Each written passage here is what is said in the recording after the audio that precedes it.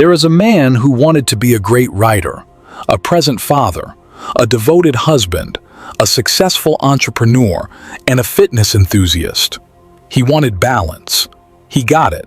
He is now moderately successful at everything and exceptional at nothing. His books are unfinished. His business is stagnant. His body is acceptable. His relationships are fine. He is the most balanced mediocrity you will ever meet. A martial artist once trained in 12 different styles. He was decent at all of them. Then he met a master who knew only one style, but knew it completely. In sparring, the master destroyed him in seconds. The master said, "You are a river that is 1 inch deep and 12 miles wide. I am a river that is 1 mile deep and 1 inch wide. When rivers meet, depth wins. Always." The martial artist eliminated 11 styles that day. Within 3 years, he was a master. During wartime, nations transform overnight. Factories switch from consumer goods to weapons. Sleep schedules become irrelevant. Entertainment stops. Every resource, every hour, every citizen aligns toward one purpose: victory. This is not about trying harder. This is about eliminating everything except the one thing that matters. By the end of this video, you will understand why balance is a beautiful lie, and obsession is the only path to legendary, until victory, or not at all. You have been sold a lie. Society celebrates balance as the highest virtue. Work-life balance, balanced priorities, balanced approach. Show me a legend who was balanced. Show me a transformative figure who kept reasonable hours and maintained diverse interests. You cannot. There are 168 hours in a week. Everyone gets the same 168. The balanced man splits his hours across many domains. Each domain gets a fraction. Second equation: 168 hours times 1 pursuit equals 168 hours focused. The obsessed man concentrates hours on one domain. That domain gets the majority. Over a year, the obsessed man accumulates 10 times the hours in his domain. Over a decade, 100 times. This is not motivation. This is mathematics. And mathematics does not care about your feelings. In every field, there is a separation point, a threshold where casual participants fall away and only the obsessed remain. Most people never reach this point. They spread too thin. They quit too early. They balance themselves into mediocrity. The separation point is where competition drops by 90%. Beyond it, the rewards multiply. The obsessed few divide what the balanced many never reach. Part 1. The Ruthless. No. A legendary investor was asked the secret of his success. He said, "The difference between successful people and really successful people is that really successful people say no to almost everything." He was not exaggerating. His calendar had fewer meetings than most entry-level employees. His commitments were minimal. His focus was absolute. While others drowned in obligations, he sat in a quiet office, thinking deeply about very few things. We are taught that success comes from adding more skills, more connections, more opportunities. This is backwards. Success comes from subtracting. You have approximately 4,000 weeks in your life. That is all. Each week you spend on something unessential is a week not spent on your singular pursuit. If your victory requires 10,000 hours of deep work, every hour spent elsewhere delays victory. No is not rejection. No is protection of the only resource that matters: time in pursuit. What must be eliminated? Secondary goals. You can have one primary goal. Everything else is secondary. I want to build a business and write a novel and get in great shape and learn a language. This person will achieve nothing significant. Choose, then eliminate the rest. not later, now. Fake opportunities. Most opportunities are distractions in disguise. Great opportunity that is 10% relevant to your focus equals 100% waste of your time. The test. Does this opportunity directly advance my singular pursuit? If no, it is not an opportunity. It is a trap. The obsessed develop opportunity blindness. They literally cannot see what does not serve the mission. Energy vampires. People who drain you without advancing your mission.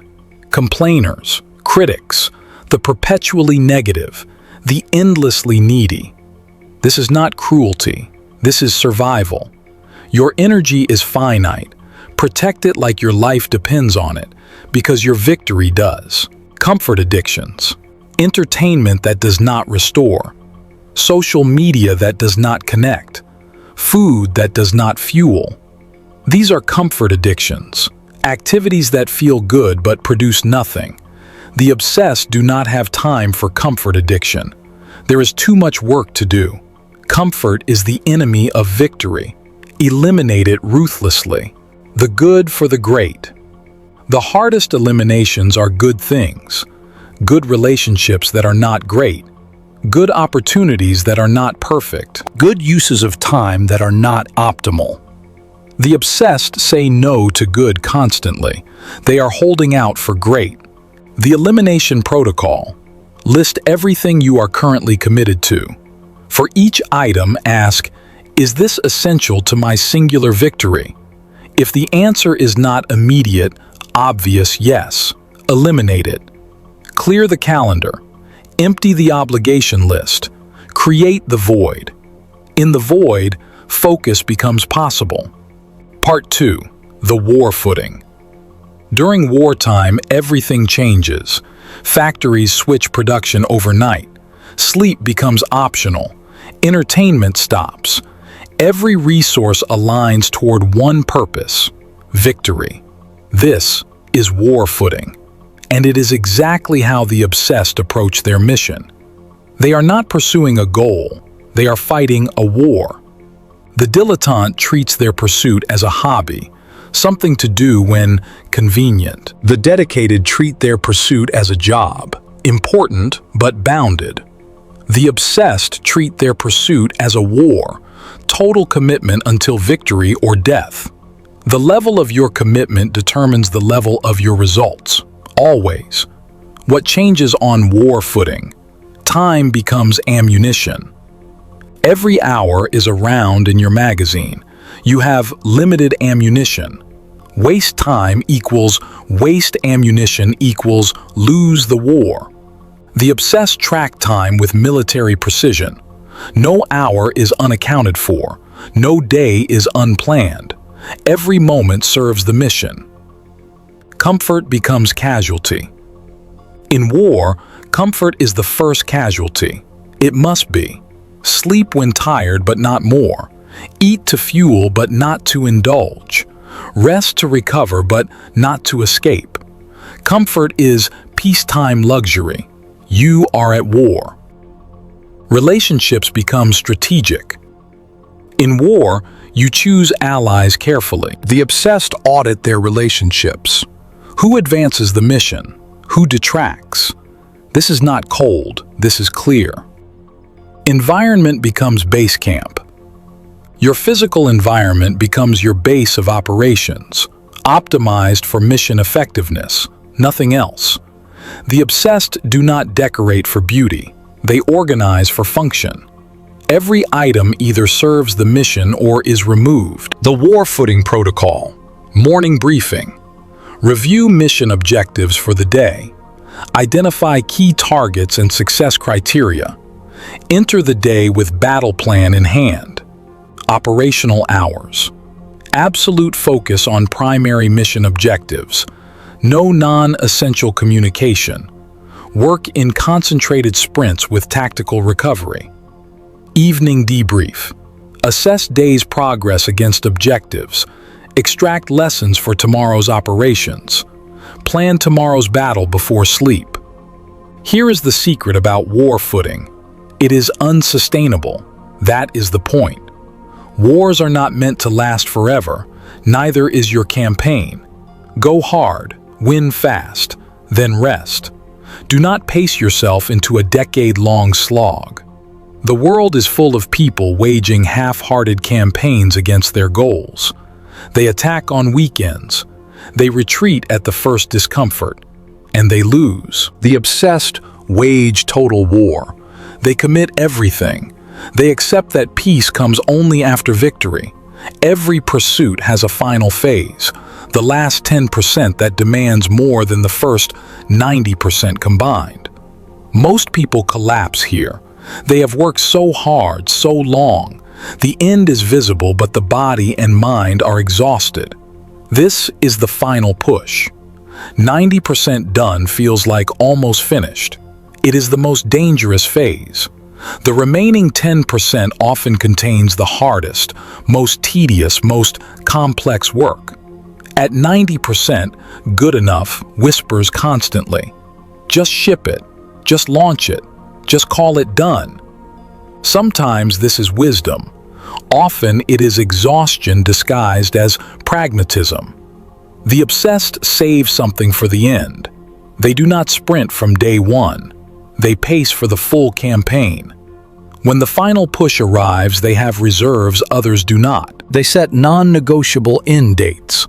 The deadline creates compression, forces the final push to happen. Without a deadline, the final 10% can stretch indefinitely. The mental reframes. This is where I earn the victory. The final push is not a burden. It is the crucible. Everything before was preparation.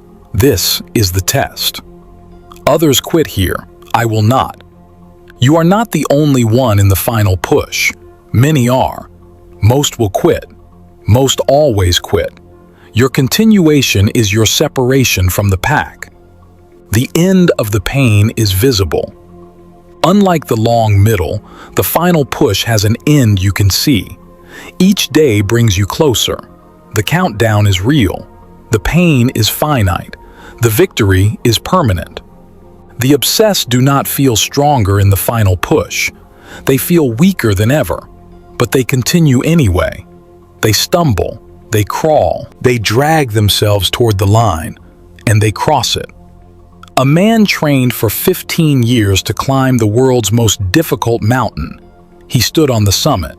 He expected transcendence. Instead, he felt empty. The mountain that had given his life meaning was behind him now. Who was he without the pursuit?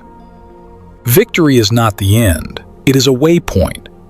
The obsessed do not pursue victory to finally rest. They pursue it to prove what is possible, then pursue again. The goal was never really the goal.